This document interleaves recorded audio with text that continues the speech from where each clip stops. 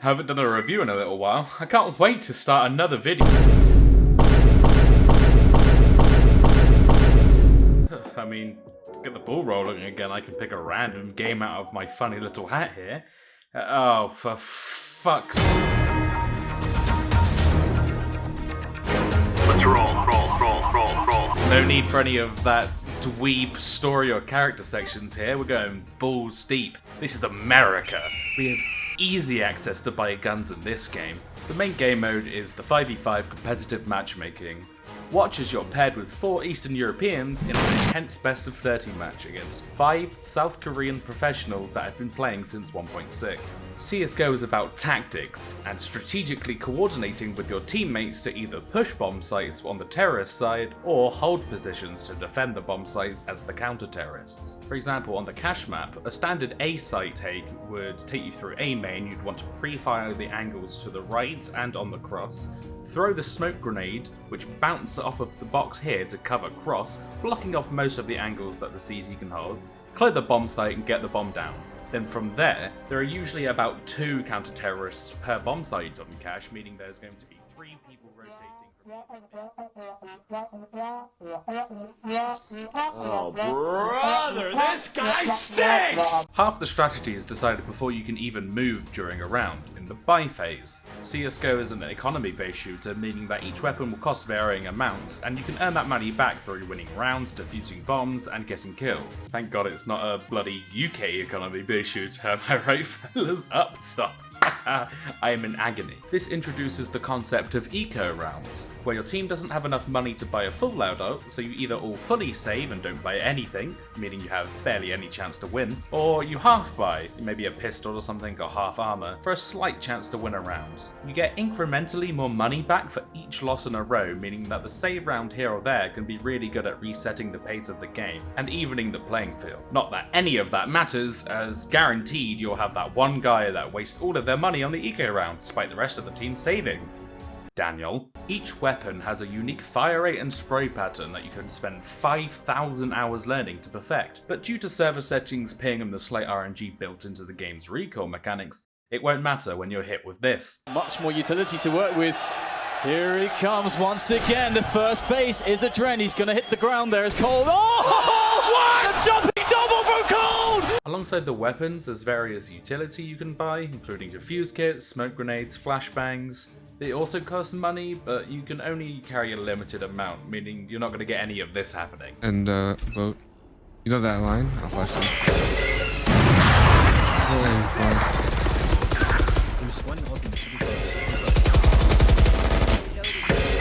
Dude, holy fuck. Holy fuck! Dude! Last player standing. And while we're on the topic of that game that shall not be named, the map design in CSGO is so condensed, tactical, and iconic that Riot thought, you know what I'll do? I'll fucking steal it. Me when, stealing, theft. I like pilfering. I'm a sneaky poacher. It's difficult making a review for a game that's still receiving updates. Parts of the game that are good right now might be changed or removed in a couple updates' time. If I made this review in 2016, I'd be talking about how the CSGO team thought it would be a good idea to introduce a pistol that you can buy on eco rounds that had the same exact base damage and laser accuracy as the one-shot kill AWP sniper rifle. Like, so I was one-shotting people, literally with the right click, one-shotting somebody. You can one-shot somebody with a fucking pistol! Luckily, this game is made by Valve, meaning there's about an 80% chance that they'll forget they made it. In 2016, they lowered the price of the Negev, a big fuck-off machine gun, from $5,700 to $1,700 to temporarily test out the weapon. 6 years later, and they still haven't changed it, so chances are this video could be dug up from a time vault in 3,000 years and everything would still apply. Other than the standard competitive, there's other game modes like the excellent 2v2 Wingman that condenses the map into short and sweet scenarios, casual 5v5 if you don't want to bother with ranks and tryharding, which would have been great for me if it wasn't added 5 years after I stopped playing it, and Danger Zone, the battle royale that I think has about 12 people that still play it. CSGO was developed on the Source engine, which means that there's an extensive list of community servers similar to Gmod and TF2, which includes B-Hop, Death Run, Prop Hunt and Surf servers. All excellent background footage to harass minors on the internet too. And finally, playing CSGO in God's year of 2022 means that you get no action outside of the game. However, if you think the action inside the game is lacking, you can join a deathmatch server and feel your brain start melting as you get one shot while spawning 12 times in a row. The servers do be having double the tick rate though. I mean, it's a Source game from 2012. It came out 3 years before gay marriage was even legal in the US. There's been 3 presidents, 4 British prime ministers, and 1 queen. Oh, my ass wrote this a while ago. For what it is, the visuals suffice. There's an air of nostalgia about it even with the slightly updated visuals throughout the years. Seeing the game still takes me back to 2016. The visual quality can be changed in the settings. This obviously means, just like in TF2, the first step in aiming to the best of one's abilities is to make the game look like absolute shit.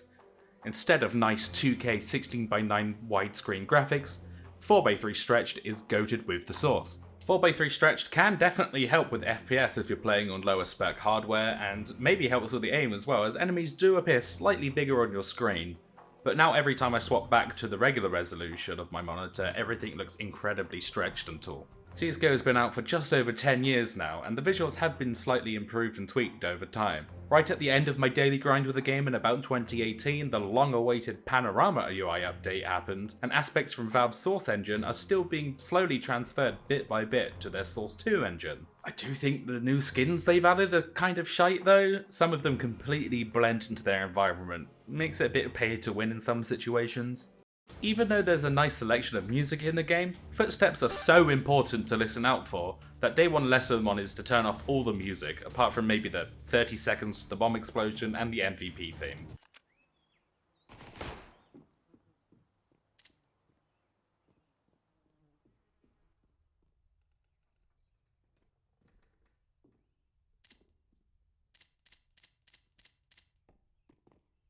Oh my god, bro. Oh, hell no, man. What the fuck, man?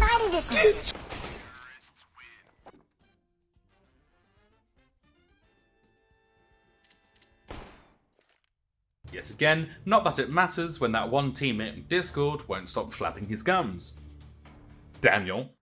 Whilst the default songs are pretty good and iconic in their own right, it seems like there's only one song and you're kind of selecting alternate styles for it. I call them default songs, as over the course of the game's lifespan, Valve has added music kits, which replace the music of the game. Most of them are really good, you just need to keep in mind that they actually cost real life money to buy, so it's probably not worth it. This selection includes featured artists such as Darude and AWOL Nation, video game soundtracks such as Halo and Hotline Miami, and even a neat little nod to Left 4 Dead with its in-universe band Midnight Riders. None of those fucking matter though, because Java Havana Funkaloo is goated as fuck, and you can listen to this every time you're the MVP of a round, which for me is all the time, because I am le epic awesome gamer.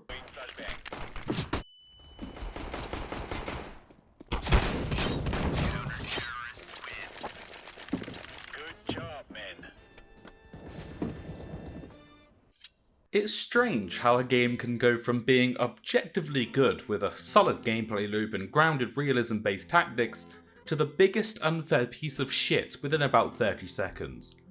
The more I played and the better I wanted to be, the more frustrated I was with the game. And only now, years after I've stopped playing the game seriously, I've realised that all of the fault either lied with myself or teammates. All of the unfair RNG is just as likely to happen to the other team, or the other team was probably just better on that day. So now I can look back at the 1,600 hours with nostalgia, whilst also thinking it was a waste of time and I wouldn't start playing again. So, I guess that puts Counter-Strike Global Offensive at a 4 out of 5.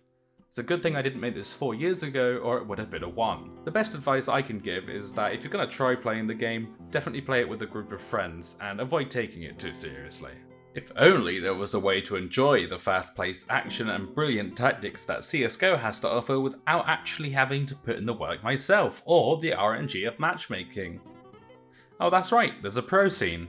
Every now and then, I'll still check HLTV to keep up with the ongoings of the pro scene, to realise that 70% of the veteran players that are on teams I supported retired, and all of the mid-tier American CSGO players moved on to become Tier 1 Valorant players. I'd confidently say that CSGO makes a better spectator sport than it does taking part, then again, I might just be lazy. And shit. It's just nice to see a game that's actually given updates, and a competitive scene that's supported by Valve. Not mentioning any names.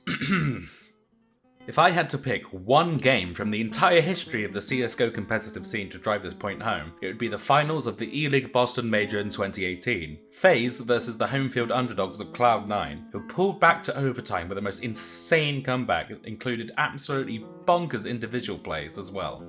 I mean, it just might be the best esport of all time. And thanks for watching.